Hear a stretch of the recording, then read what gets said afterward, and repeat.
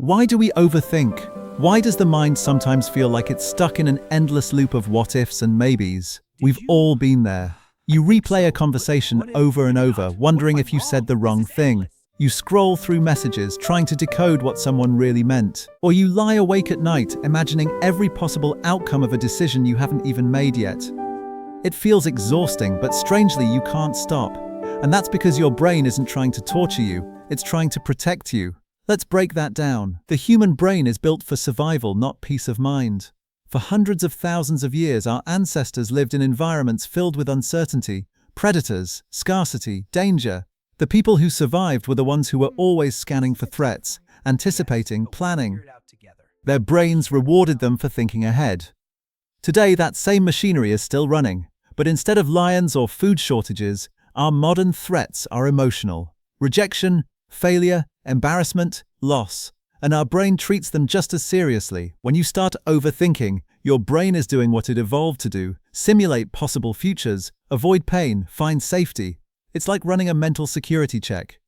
The problem is, in the modern world, this system goes into overdrive. Neuroscientists call this the default mode network, a set of brain regions that activate when your mind isn't focused on a task. It's the part that starts wandering, reflecting, imagining.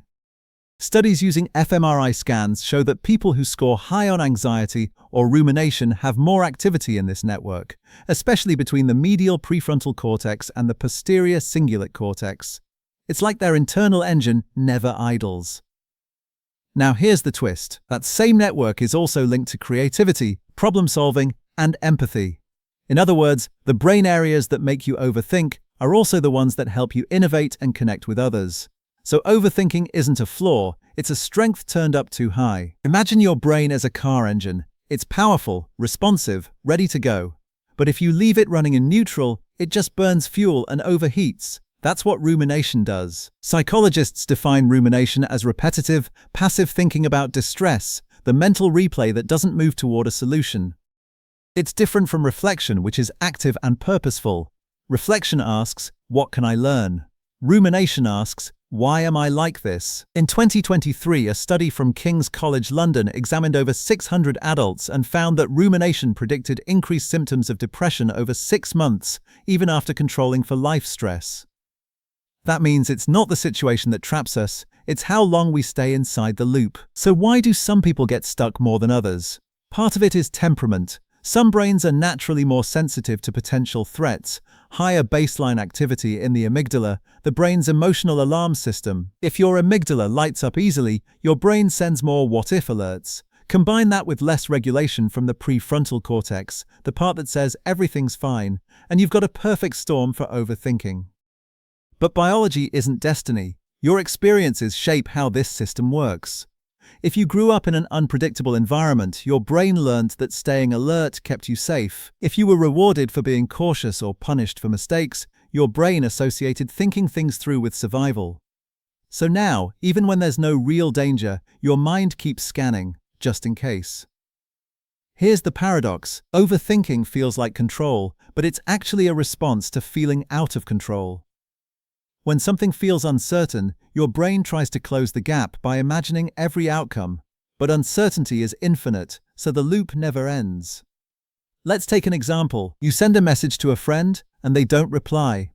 Your logical brain knows they might just be busy. But your emotional brain starts running simulations. Did I say something wrong? Did they misunderstand? Are they upset with me? Each thought triggers a little burst of anxiety. That anxiety makes your brain search for more explanations, hoping to find relief. But instead of clarity, you get more noise. This is called the intolerance of uncertainty. A 2019 study in the journal Cognitive Therapy and Research found that people who scored high in intolerance of uncertainty were significantly more likely to engage in repetitive negative thinking. They weren't necessarily more anxious at baseline, they just struggled more when things were unresolved. So what's happening under the hood?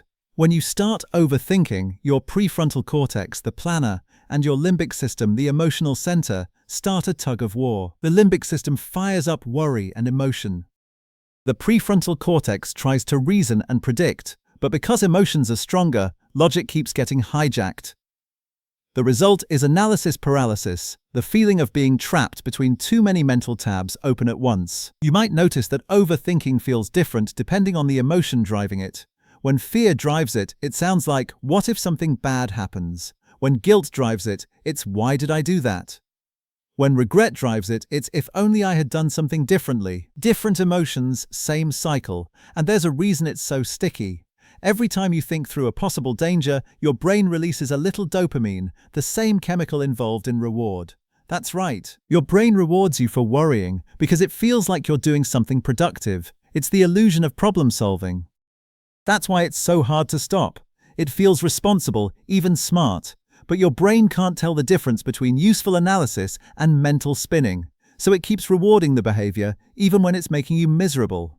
Now, here's something fascinating. When neuroscientists train people in mindfulness or acceptance-based therapies, the changes show up directly in the brain. A 2022 meta-analysis published in Nature Human Behavior found that mindfulness practice reduced activity in the default mode network and increased connectivity between the prefrontal cortex and limbic regions.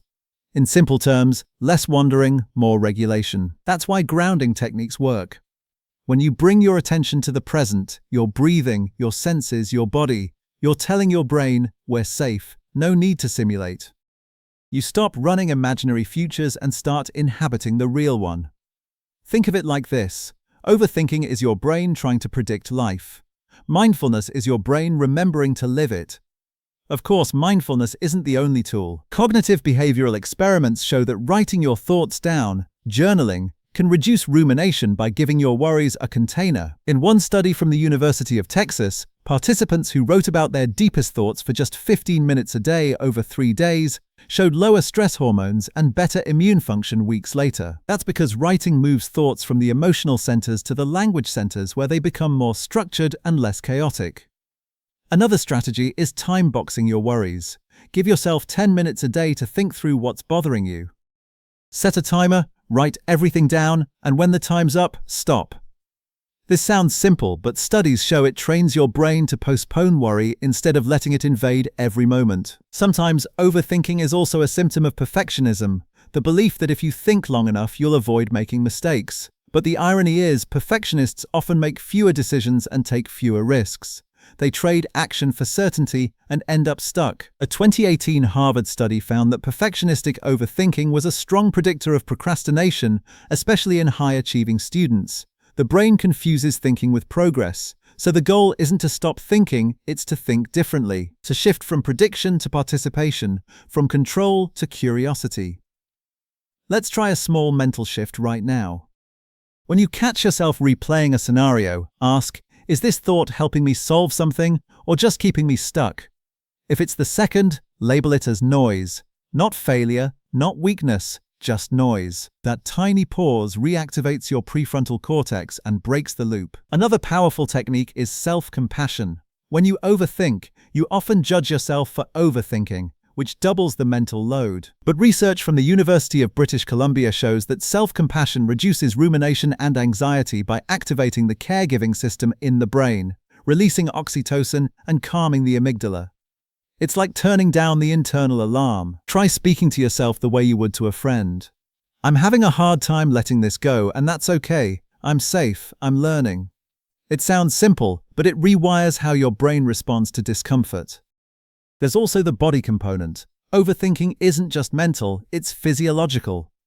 When you ruminate, your body releases cortisol, your heart rate increases, and your muscles tense. That's why moving your body helps. Even a short walk can reduce cortisol by up to 25% within 20 minutes. Movement tells your brain that action, not analysis, is how we survive. Sleep plays a big role too. Sleep deprivation amplifies activity in the amygdala by up to 60% and weakens communication with the prefrontal cortex. That means less control, more spiraling.